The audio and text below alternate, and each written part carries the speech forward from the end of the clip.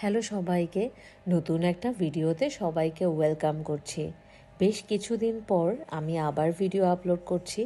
এই ভিডিওটা খুব বেশি দিন হচ্ছে না, আমাদের অফিসে পিঠা উৎসবের ভিডিও। ভাবলাম কেননা সেটা একটু আপলোড করে দিই এবং তোমাদের সাথে শেয়ার করি। তোমরা ভিডিওটা দেখে অবশ্যই জানিও কেমন হয়েছে। এটা ছিল আমাদের 10 মিনিট স্কুলের পিঠা উৎসবের সময়। শীতকাল আসলেই আমাদের অফিস থেকে পিঠা উৎসবের আয়োজন অবশ্যই করা হয়। তাই এই সময়টা আমরা খুব মজা পাই, কারণ হরেক রকমের পিঠা নিয়ে একটা সুন্দর সেলিব্রেশন চলে। এবং ঠিক তাই হয়েছিল, আমাদের জন্য লাইভ পিঠা দেখার সিস্টেম করে রাখা হয়েছিল। তার মধ্যে ছিল ভাপা পিঠা, সেই সাথে আরও ছিল চিতই পিঠা।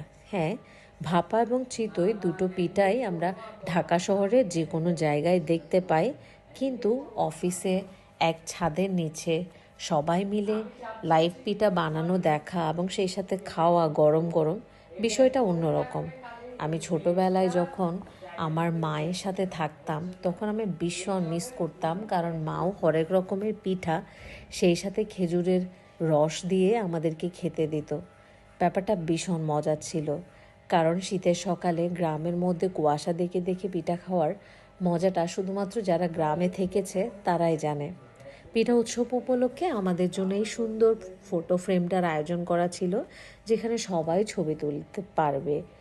পিঠার মধ্যে অনেক রকমের পিঠা ছিল, তার মধ্যে ছিল চিতই পিঠা, ভাপা পিঠা, পাটিসাপটা পিঠা, মালপোয়া পিঠা, এছাড়া আরও অনেক রকমের পিঠা ছিল।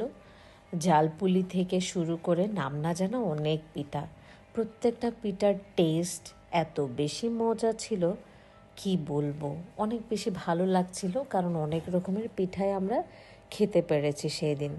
প্রত্যেকটা পিঠা নিয়ে একসাথে খেতে বসতে পারা ব্যাপারটাই ভীষণ বেশি আনন্দের ছিল। আমরা সবাই মিলে অনেকগুলো ছবি তুলেছি, তারপর আমরা পিঠা খাওয়াটা উপভোগ করেছি। সব মিলিয়ে আমরা দিনটাকে ভীষণভাবে এনজয় করেছি। আমি তো অনেক ভালোভাবে এনজয় করেছি। ও হ্যাঁ, মজার ব্যাপার হলো, আমার কখনো এই ভর্তা খাওয়ার কোনো ধরনের নেশা ছিল না, তাও চিতই পিঠার সাথে। বাট আমি ঢাকায় এসে দেখলাম এখানে সবাই চিতই পিঠার সাথে এই ভর্তাগুলো খেয়ে থাকে। আমিও প্রথমবার নিয়ে ট্রাই করলাম, কিন্তু আসলেই দেখলাম ভর্তা নিয়ে পিঠা খাওয়ার মজাই আলাদা, তাই না?